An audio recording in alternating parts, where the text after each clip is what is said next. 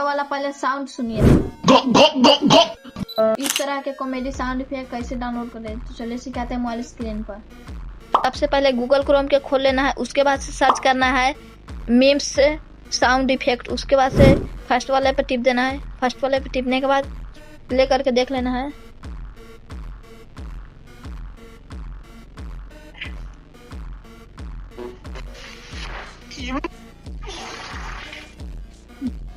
मान लो ये वाला डाउनलोड करना है, इस पर टिप देना है। इस पर टिपने के बाद यहाँ पर डाउनलोड वाला ऑप्शन लगेगा, इस पर टिप देना है। इस पर टिपने के बाद डाउनलोड हो जाएगा। हेलो दोस्तों, वीडियो पसंद आए है तो लाइक सब्सक्राइब जरूर करें। कुछ भी प्रॉब्लम हो तो कमेंट बॉक्स में कमेंट कर देना है। मिलते हैं नेक्स्ट वीडियो में न्यू टॉपिक के साथ। जय हिंद, जय भारत।